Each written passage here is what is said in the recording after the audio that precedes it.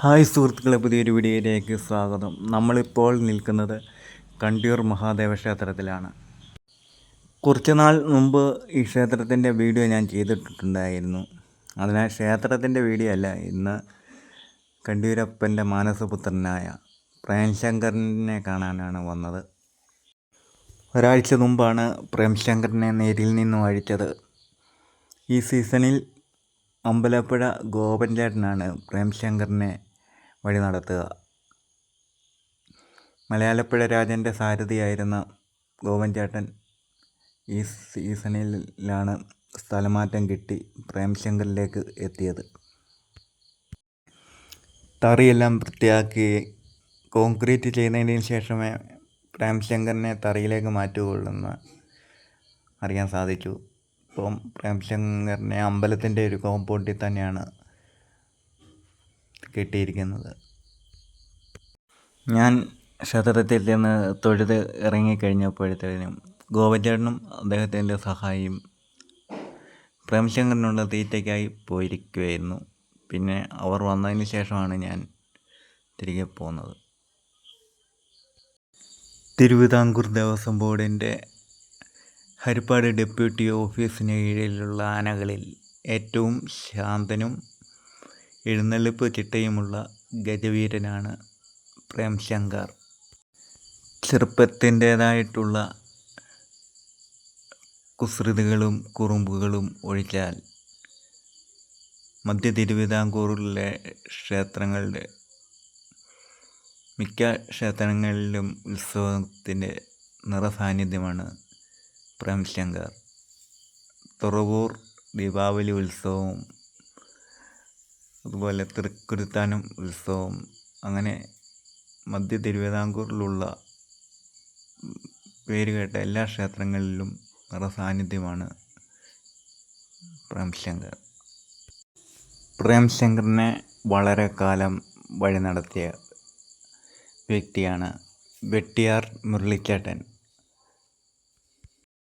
പ്രേംശങ്കറിനെ ഇന്ന് കാണുന്ന പ്രേംശങ്കറിലേക്ക് വളർത്തിയെടുത്തതിൽ അദ്ദേഹത്തിൻ്റെ പങ്ക് വളരെ വലുതാണ്.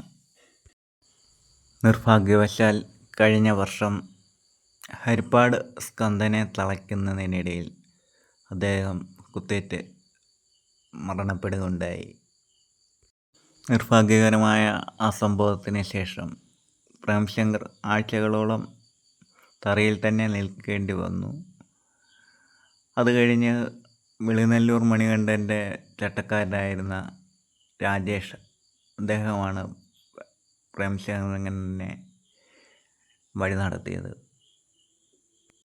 കഴിഞ്ഞ സീസണിൽ പ്രേംശങ്കർ സ്ഥിരം സാന്നിധ്യമായി ഉണ്ടായിരുന്ന ഏതാനും ഉത്സവങ്ങളിൽ പങ്കെടുത്തിരുന്നില്ല. അതിൽ ഒന്നാണ് തുറവൂർ ദീപാവലി ഉത്സവം.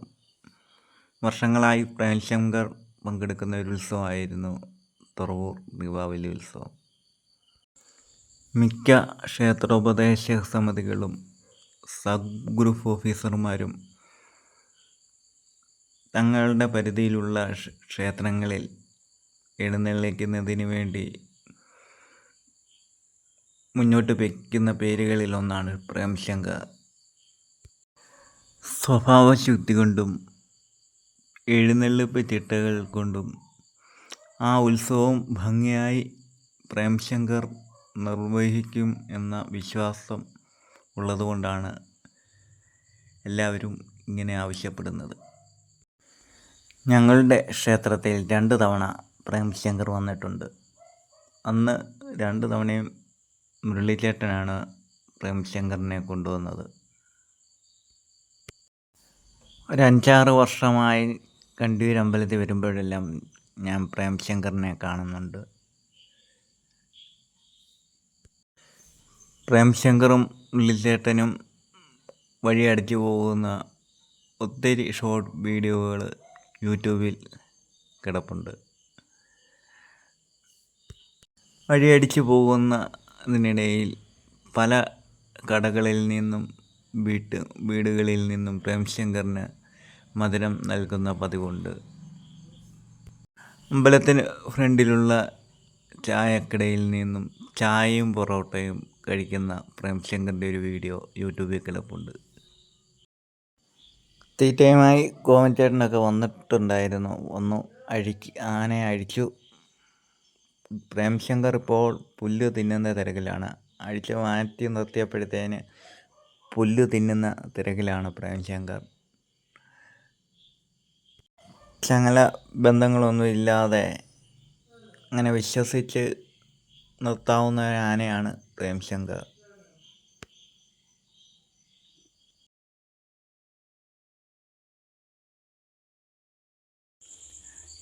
ഇത്തവണ നേരിൽ നിന്ന് അഴിച്ചതിന് ശേഷം ഏവൂർ ശ്രീകൃഷ്ണസ്വാമി ക്ഷേത്രത്തിലെ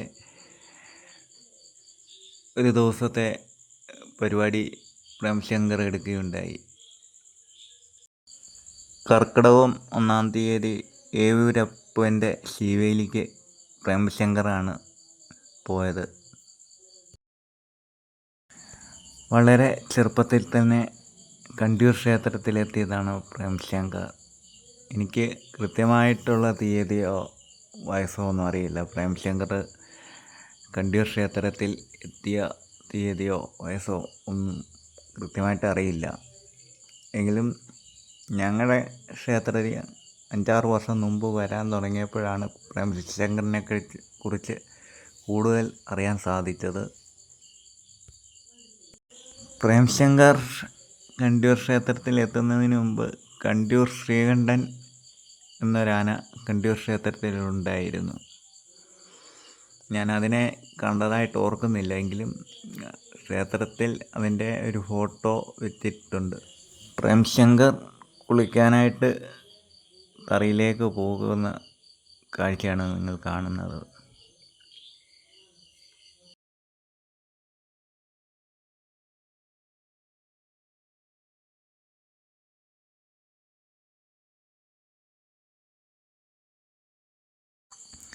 പ്രേംശങ്കർ കുളിക്കാൻ തുടങ്ങിയിരിക്കുകയാണ്. ഞാനും വീഡിയോ വൈൻഡപ്പ് ചെയ്യാൻ തുടങ്ങുകയാണ്. കാരണം ഞാൻ ക്ഷേത്രത്തിലെത്തിയിട്ട് 2-3 മണിക്കൂറായി. ഇനിയും ആന കുളിച്ചെണ്ണീക്കുമ്പോഴത്തേനും 2 മണിക്കൂറും കൂടെ എങ്കിലും സമയമെടുക്കും. അതിനാൽ വീഡിയോ വൈൻഡപ്പ് ചെയ്യുകയാണ്. വീഡിയോ ഇഷ്ടമായെങ്കിൽ എല്ലാവരും ലൈക്ക് ചെയ്യുക, സബ്സ്ക്രൈബ് ചെയ്യുക.